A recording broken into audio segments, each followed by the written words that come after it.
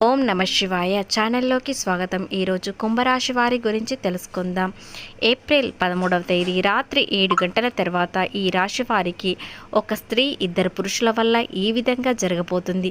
అది నష్టమా శుభమా అనే పూర్తి గోచార ఫలితాలు తెలుసుకునే ముందు మా చిన్న రిక్వెస్ట్ ఏంటంటే, ఇంతకుముందు మా ఛానల్ని సబ్స్క్రైబ్ చేసుకుని వారు ఇప్పుడు సబ్స్క్రైబ్ చేసుకోండి. అలాగే గంట సింబల్ క్లిక్ చేయండి, లైక్ చేయండి, జై శ్రీరామ్ అని కామెంట్ చేయండి. కుంభరాశి వారికి ఉద్యోగం, వ్యాపారం, ప్రేమ ఏ విధంగా ఉంటుంది, అలాగే ఆర్థిక పరంగా ఎలాంటి లాభాలు వస్తున్నాయి, శనీశ్వరుడు వీరికి మంచి చేసి వెళ్తున్నాడా లేదా ఇంకా కష్టాలు పెట్టబోతున్నాడా అనేవి పూర్తి వివరాలు ఈ వీడియోలో తెలుసుకుందాం. కాబట్టి ఎక్కడ స్కిప్ చేయకుండా పూర్తిగా వినండి. శ్రీ వారాహి అమ్మవారి జ్యోతిష్యం చెప్పబడును. గురూజీ సుబ్రహ్మణ్యం రాజు గారు. వీరి యొక్క సెల్ నెంబర్ 9908933760.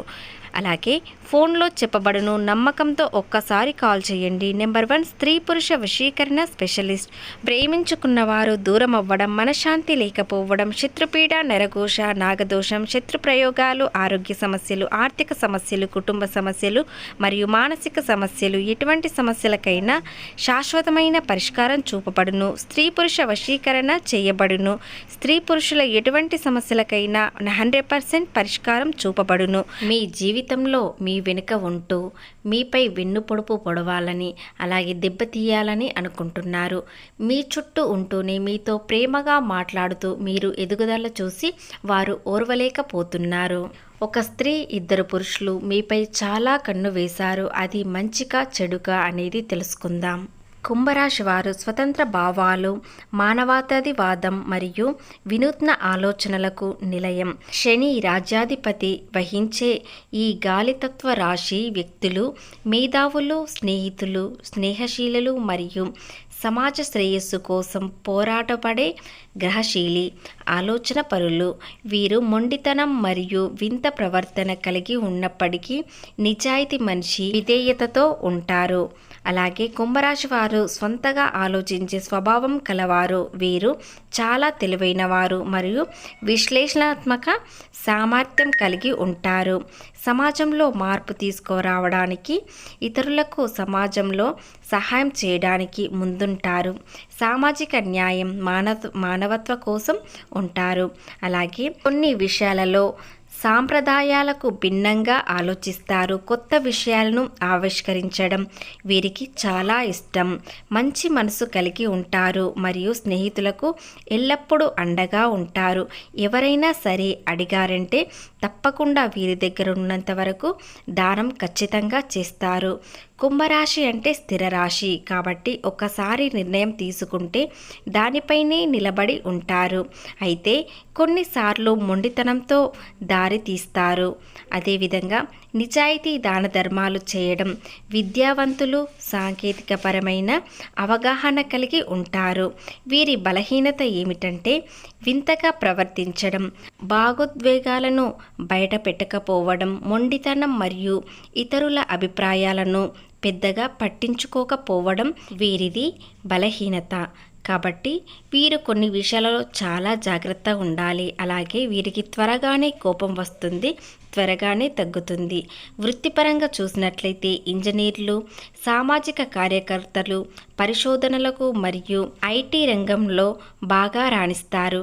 ఇక స్త్రీలకైతే వీరు చిన్న చిన్న జాబ్స్, టైలరింగ్స్లో మరీ రాణిస్తారు. కొత్త ఆలోచనలను అమలు చేసే ఉద్యోగ వీరికి బాగా సూట్ అవుతుంది. ఆ ముగ్గురు ఎవరు? ఒక స్త్రీ ఇద్దరు పురుషులు మీకు మంచి చేస్తున్నారా చెడు చేస్తున్నారా అనుకుంటే, కుంభరాశి వారు చాలా కాలంగా కష్టాలు, బాధలు మాత్రమే చూశారు. కానీ కొన్ని రోజుల నుండి వీరికి కాస్త అదృష్టం అనేది మెల్లిమెల్లిగా కలిసి వస్తుంది. అది కూడా చూసి ఓర్వలేక ముగ్గురు వీరిని చూసి ఓర్వలేకపోతున్నారు. పగబట్టినట్లు చూస్తున్నారు. కాస్త దగ్గరలో క్షుద్ర పూజ చేసినట్లు చేస్తున్నారు. ఎందుకంటే వీరు కష్టాల్లో ఎప్పుడూ ఉండాలి, అందరి ముందర తక్కువగా ఉండాలి అని కోరిక. కానీ కుంభరాశి వ్యక్తులు దైవభక్తి బాగా ఉంటుంది. అందులో రాముడిని, శివుణ్ణి చాలా నమ్ముతారు. కాబట్టి ఆ భగవంతుడు వీరిని ఏమీ చేయలేరు.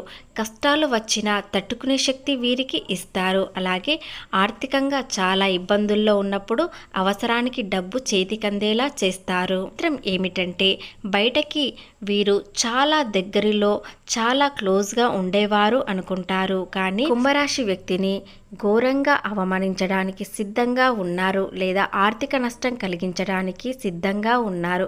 ఇక ఇద్దరు మగ వ్యక్తులు ఏమిటంటే ఒకరు వీరిని చాలా ఇష్టపడుతున్నారు, కానీ ఈ కుంభరాశి వ్యక్తి వివాహితులు అయినట్లయితే సంసారాన్ని మాత్రమే ప్రేమిస్తారు. వివాహం కాని వారైతే కుంభరాశి వ్యక్తులు త్వరలోనే ప్రేమలో పడతారు. కాబట్టి ఆల్రెడీ వారు ప్రేమలో ఉన్నారు కాబట్టి ఎవరిని పట్టించుకోరు. కాబట్టి ఇద్దరు పురుషులలో ఒక పురుషుడు వీరిని ఇష్టపడుతున్నారు అంటూనే వీరిని నాశనం చేయడానికి సిద్ధంగా ఉన్నారు.